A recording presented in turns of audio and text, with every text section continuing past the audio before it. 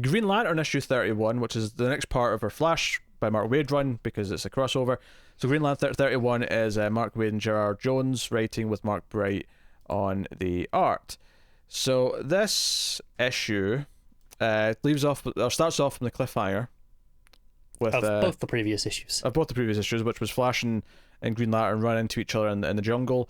And this issue, it's a little bit repetitive, and there's a lot of kind of, they're with the villains, they get away, they run into the villains again. A lot of it's in the jungle. And it's one of these funny things where it's not doing it in this case, because this is the sort of thing that bugs me in movies, because with movies it tends to be a budget.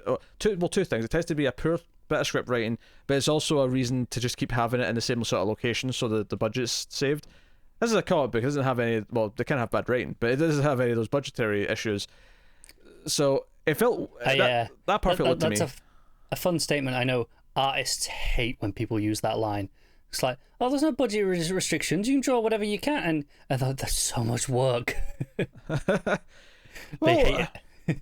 I mean, that's true, but technically speaking, a forest could potentially be more work for a drawing perspective than... No, it's true. They use it in... I see the example all the time where, they'll have 10 ships in space show up, and people go, you got no budget? That could have been a whole fleet. And they're like, but the work...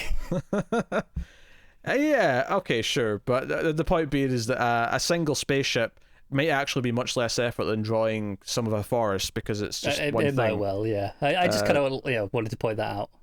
But yeah, so they kind of reiterate their plans a little bit again, the villains, which felt a little bit on the... I didn't necessarily feel we got a whole lot new out of this 2-page layout of the villains kind of talking to each other, talking about what they're going to do. The only interesting thing that came out of it is maybe they're bickering, trying to prove who's better than the other one as it goes on, sort of laying the seeds of, I think it felt a little weird because I really like the first 2-page layout with the actual fighting going on. I think that's really dynamically done. Oh, sure, yeah. And I think the art in that is stellar in the way it sequences.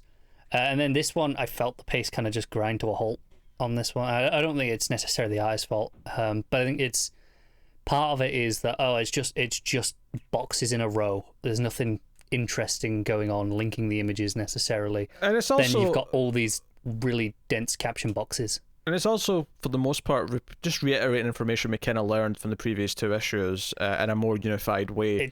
It kind of feels like how we kind of spoke about how in the last issues it felt like it was if you only read one of these it doesn't really matter to people who were picking them up at the time. This was kind of doing it for both of those issues in a weird way. Yeah, and so this is kind of like, well, hang on, you might have, you read Green Lantern last time, but you didn't read Flash, but you're back for, it's the crossover, so you're here for Green Lantern.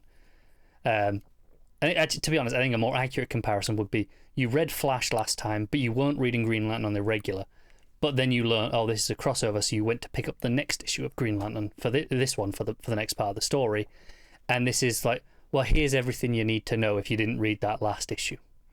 And it works vice versa for the people who didn't read Flash. Yeah, that's basically it. It goes back to Detective Chimp a little bit, who's maybe coming to Gorilla City because he wants to see what it's like, because he's never met another intelligent ape like him. He's also contemplating his mortality. Yes.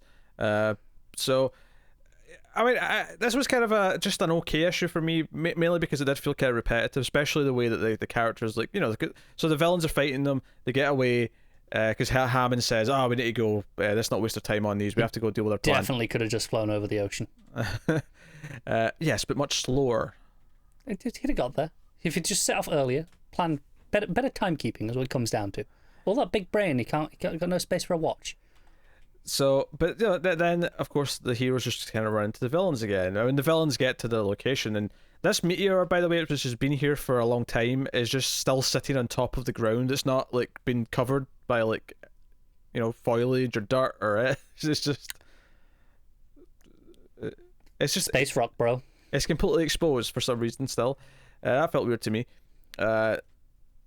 Green Lantern does actually kind of faint as he's flying them there in a bubble at one point, and Wally has to kind of run down and circle and save them. The old man still kind of breaks his leg though on the way down. It's not that much of a cushion. Yeah, he kind of just makes a bed of twigs and leaves for the two to land on. He's like, Hal will be fine. His ring will protect him.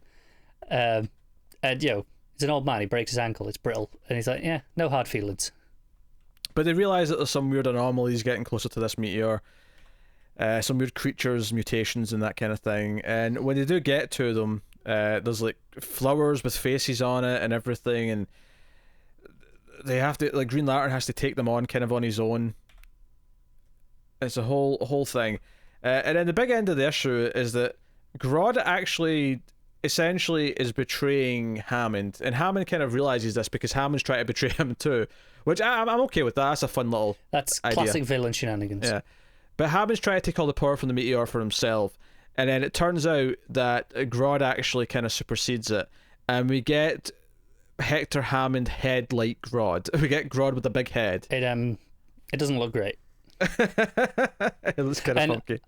I'm gonna not give the artist too much shit for this, because I don't know if anyone could have pulled this off and made it not look kind of weird. Mm-hmm. And Hammond, for the record, is looking more normal now as well after this.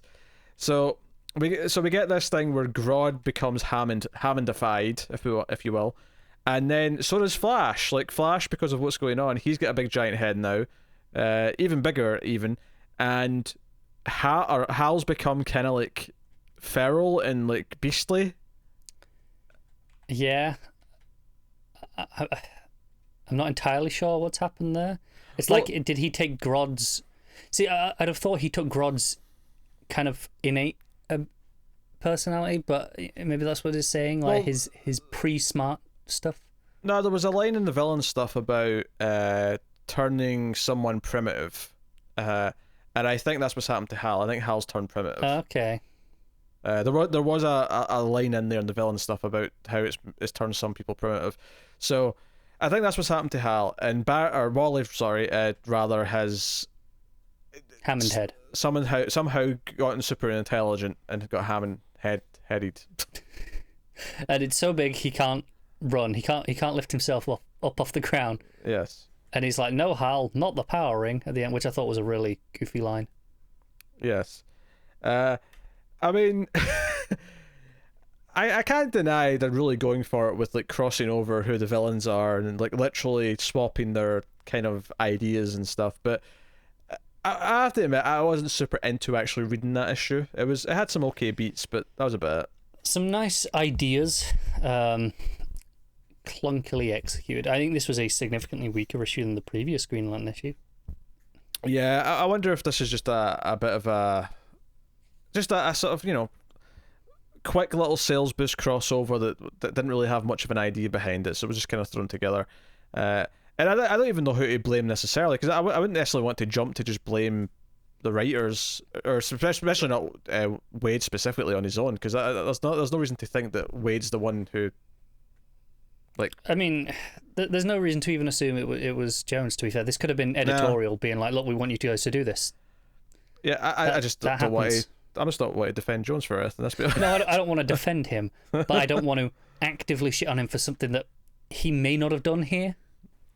Yeah, this may not have been his idea. It may not have been. It may not have been, but yeah. But I think it's really notable to me that the previous issue, which felt like it was more Green Lantern-y, right? I actually thought was perfectly decent, and it's probably a perfectly fine Green Lantern run if you want to put yourself through that for whatever reason. Whereas him doing the actual crossover and Flash stuff here, it felt shoehorned in. It felt like he didn't really want to be writing it necessarily. Nah, yeah, it just feels like one of these forced crossovers where it's just making both books suffer for a couple of issues. We only got one issue left though, so it's nice and short. It's not a... I mean, as crossovers go, a 4-issue one is pretty manageable. Yeah, it's not prolonged, so we'll be through it in one more issue and back to our normal, regularly scheduled Wally West Flash shenanigans. So what are you giving this one? I'm going to give it a 5.5. I'll just give it a straight 5.